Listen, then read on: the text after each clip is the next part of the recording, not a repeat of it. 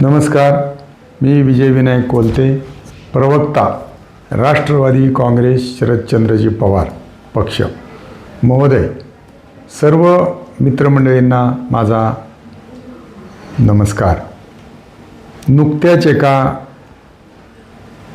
Bogus खोट्या चॅनलवर, यूट्यूबवर आणि पत्रकामध्ये पुरंदरच्या राजकारणातील खलनायक असा उल्लेख करून माझी वैयक्तिक बदनामी करण्याचा प्रयत्न केलेला आहे. त्याबद्दल थोडंसं गैरसमज होऊ नये म्हणून संवाद साधण्यासाठी मी आपल्यासमोर आलेलो आहे. पुरंदरचं राजकारण साधारणतः 75 सालापासून मी छान ओळखतो. मी युवक काँग्रेसचा अध्यक्ष होतो आणि तेव्हापासून पवारसाहेबांची माझ्या समवेत 49 वर्षापासूनची ओळख आहे. शरदरावजी पवारसाहेबांचा सुसंस्कृतपणा, त्यांचा सल्ला, त्यांची सहन करण्याची क्षमता आणि सर्वांना बरोबर घेऊन जाण्याची, जाती धर्माला बरोबर घेऊन जाण्याची त्यांची क्षमता, कुवत ही मी जवळून पाहिलेलं आहे. नाही म्हटलं तरी त्यांच्या काही गुणांचा परिणाम माझ्याही मनावर झालेला आहे. त्यामुळं पवारसाहेबांनी सांगेल तेच करायचं, याच्या पलीकडे कधीही स्वतःचं डोकं चालवलेलं नाही. शरदरावजी पवारसाहेबांनी याच्या बदल्यात मला महाराष्ट्रात कुणाला मिळणार नाही इतकी संधी दिली. त्यांचा मी सतत उतराय आहे. परंतु नको तो शब्द माझ्या व्यक्तिमत्वाशी जोडण्याचं धाडस एका चुकीच्या प्रवृत्तीच्या, निसर्गाने तिरकस पाहायला शिकवलेल्या प्रवृत्तीने लावलेला आहे. त्याचा मी पहिल्यांदाच निषेध करतो. मित्रहो, 1980 साली संभाजी कुंजीर यांना आम्ही समाजवादी पक्षातून निवडून आणलं. संभाजी तरुण होते, सहकारी होते, LLB होते, वाघापूरचे होते, आमचे नातेवाईक होते आणि तरुण धाडशी सहकारी आम्ही निवडून आणला. त्याच्यामध्ये माझा तरुण कार्यकर्ता म्हणून मोठा वाटा आहे. त्यावेळेस कदाचित हे बाळ पाळण्यात रांगत असेल, त्याला या गोष्टीची माहिती असण्याचं काही कारण नाही. 1985 साली पुरंदरच्या विधानसभेमध्ये दादा जाधवराव उमेदवार होते आणि त्यावेळेस पोलोदच्या राजकारणामध्ये मी दादा जाधवराव यांचा प्रचार केलेला आहे, हे काही वेगळं सांगण्याची गरज नाही. त्यावेळेस हरिश्चंद्र सस्ते हे काँग्रेसचे उमेदवार होते आणि मी पोलोदचं काम करत होतो. त्याच्यामुळे हरिश्चंद्रचं नुकसान करण्याचं काहीच कारण नाही. 1990 साली मीच दादांच्या विरोधात उभा राहिलो. त्यांनी त्यांचं काम केलं, आम्ही आमच्या पक्षाचं काम केलं. मला एका चुकीच्या प्रवृत्तीने सासवडच्या एका नेत्याने रागापोटी माझ्यासारख्या गरीब कुटुंबियातल्या मुलाचा पराभव करण्यात पुढाकार घेतला आणि त्याच्या बदल्यात 85 साली ते स्वतः प्रचंड मताने पराभूत झाले. हा इतिहास आपण नोंद घ्या. तिथं माझी भूमिका वाईट असण्याचं काहीच कारण नाही. 99 साली पुन्हा पोलोदची आघाडी झाली आणि दादा जाधवरावांचा मी प्रचार प्रमुख झालो. त्यांना मी निवडून आणायचा प्रयत्न केला.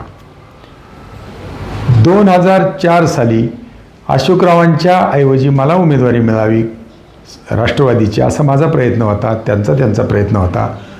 मी बंडखोरी करायचा प्रयत्न केला, फॉर्म भरला. परंतु पवारसाहेबांची सूचना आली की तिकीट मिळण्याची शक्यता नाही. फॉर्म माघार घेण्याच्या पूर्वी मी अशोकरावच्या प्रचारात गेलो आणि त्यांना चांगल्या मताने आम्ही सगळ्या सहकार्यांनी निवडून आणलं. 2009 साली मग मात्र मी तिकीट मागायचा प्रयत्न बंद केला.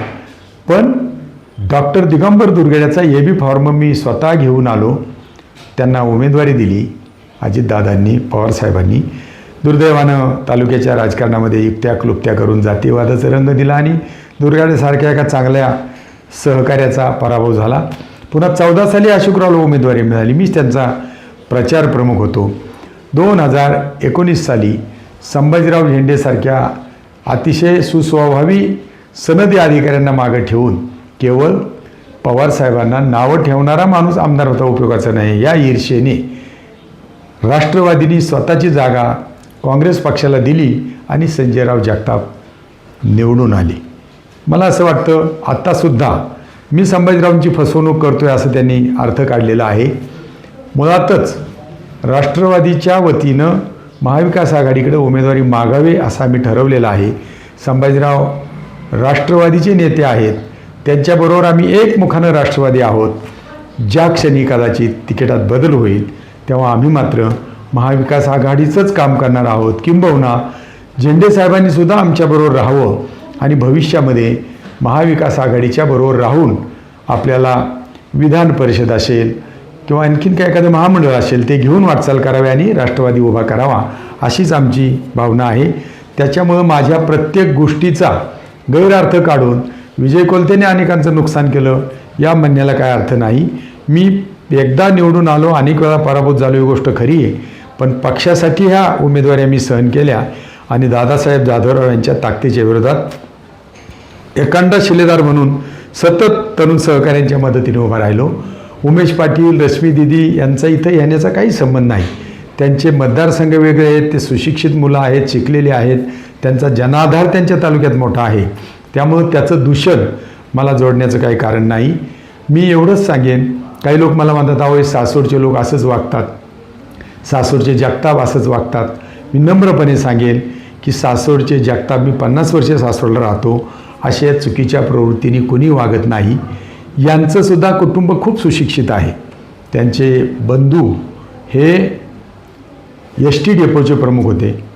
त्यांचे वडील बाजीराव जगताप हे अतिशय आदर्श शिक्षक होते. अनेक मुलांना त्यांनी घडवले, संस्कार केले. त्यांची आई अतिशय सुसंस्कृत घराण्यातल्या होत्या. पण हा एक नवीन जन्म कुठून झाला, कसा झाला याचा काही तपास लागत नाही. पण याचा अर्थ त्यांना कोणाचा पाठिंबा नाही.